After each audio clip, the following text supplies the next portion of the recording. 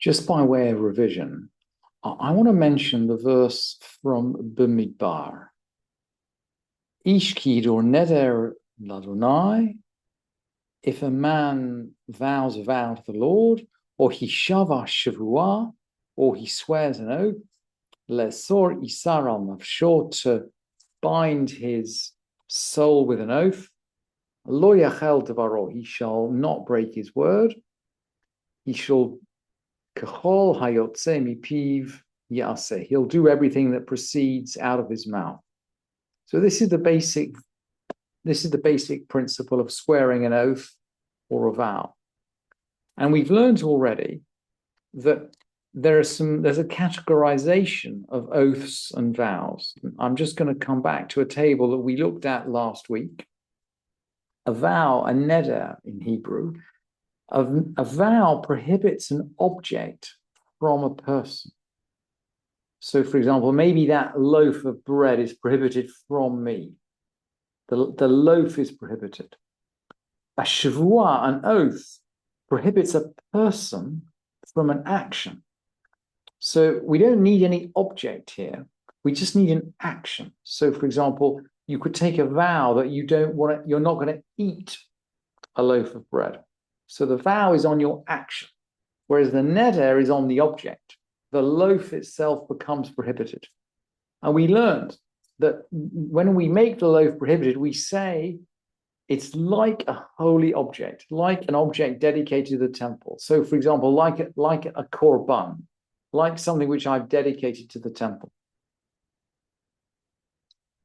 Now, one of the other things that we're going to look at when we look at the Mishnah today is that when we're making a neder, in other words, a vow about an object, we could actually prohibit a mitzvah object from oneself. So, for example, one could say, gosh, I make a vow that I'm prohibited from touching this lulav. Classic example, I'm prohibited from touching this lulav. I can't touch the lulav. But that does not apply to a shvuah, to an oath, because we can't prohibit oneself from actually carrying out a mitzvah. We can't prohibit oneself from shaking a lulav because one is obliged to take on that act. And actually, the halachic midrash, the Sifrei B'Midbar, explains this very elegantly. And it quotes our pasuk, lesor isar al nafsho, to bind a bond on his soul.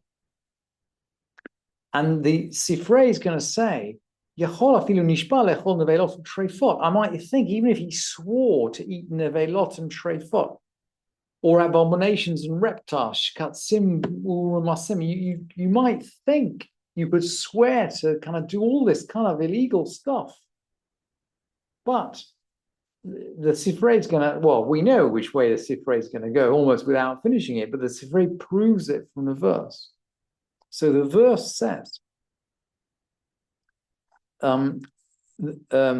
because the verse says, look, the verse says that we're bound by what we say, but it also says le'esor isar, to bind a bond, to bind a prohibition. And what that means is to prohibit or to bind what is permitted. Le'esor et hamutar velo lahatir et ha'asur, to bind what is permitted and not to permit what is forbidden. So we can only bind what is permitted. We can't permit what is forbidden. And with that in mind, let's jump into the next two Mishnayot, because we'll see as we go through the second chapter. And the second chapter is really all about forms of vows which don't work. Forms of vows that don't function, don't work at all. We're going to need these concepts. And in fact, the chapter begins, Ve'elu mutarim, these are permitted. And when the Mishnah in Nedarim says these are permitted, it doesn't mean these are permitted to be valid forms of vows. Actually, what it means is these things are permitted, i.e. they don't bind. In other words, if you use this form of words to bind yourself, you haven't done anything. You're still permitted to take the object you've spoken about, i.e. these kinds of things don't work. This is what doesn't work. So let's look at some things that don't work. Chulin she'ochala.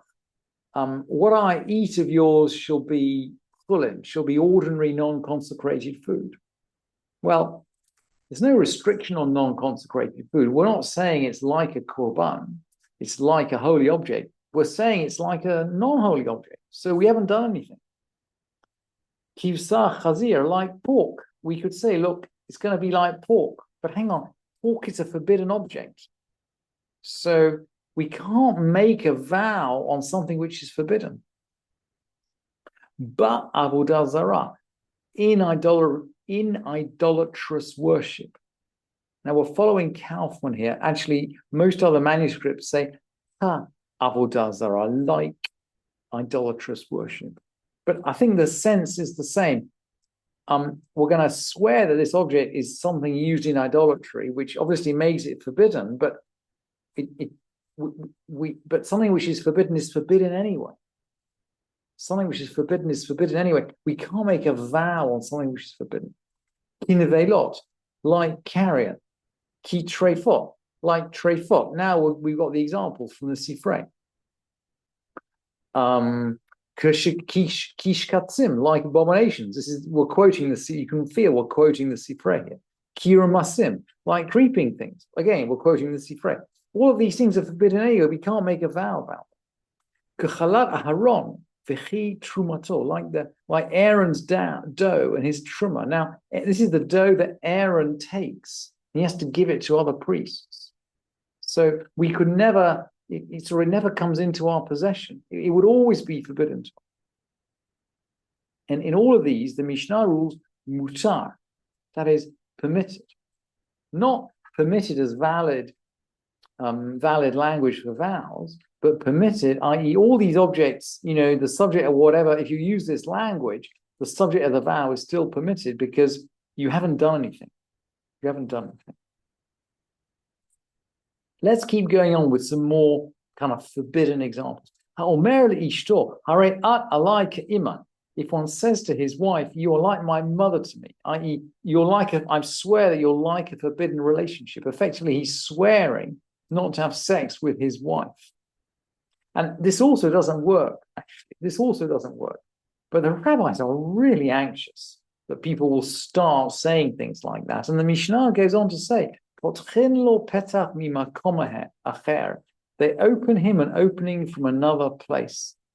This is a really weird, this is language which we're going to see again and again through the Mishnah and the Dorim. When it says they open an opening for him from another place, they mean they set up the halacha so that he can go to a sage and have his vow annulled. And in this context, actually, they make him go to a sage and have his vow annulled. Why? Because they don't want him to act lightly in such matters.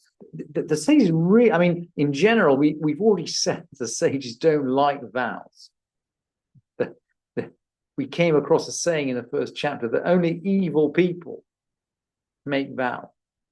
The sages don't like vows, and they particularly don't like this kind of vow.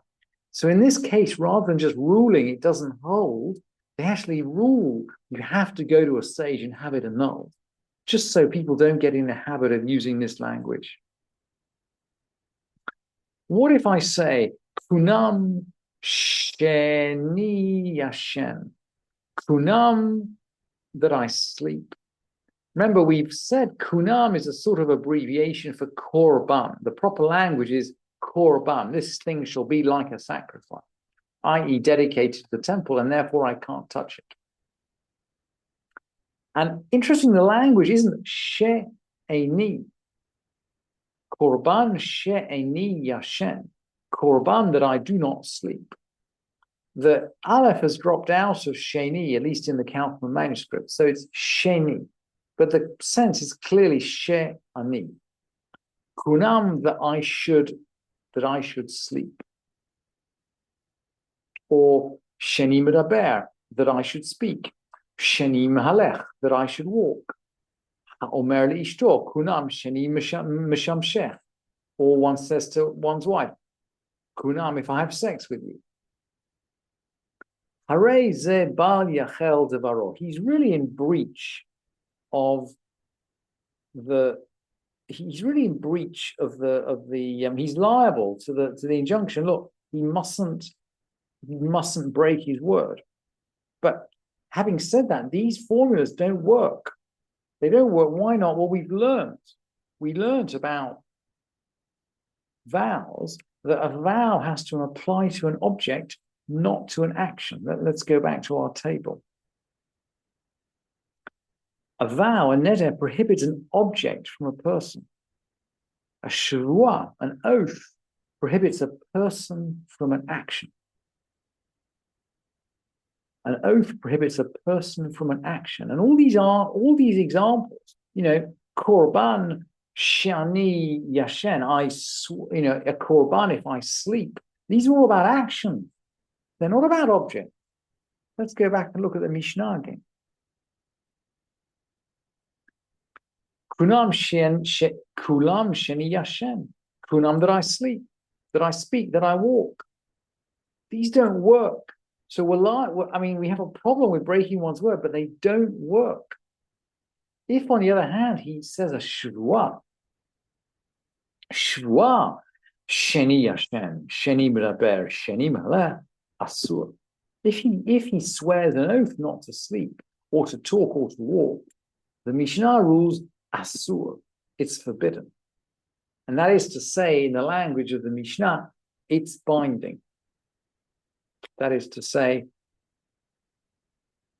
when the Mishnah says asur, it means that the oath has worked, right? The prohibition is binding. When we have to get used to this language because it'll come over and over and over again, right, in this Mishnah. When the Mishnah rules asur, it means that the oath works. When it says permitted, it means the oath doesn't work. So we've learned that these expressions, if you're going to swear that you don't sleep, you can't make a neder, but you can make a shavua.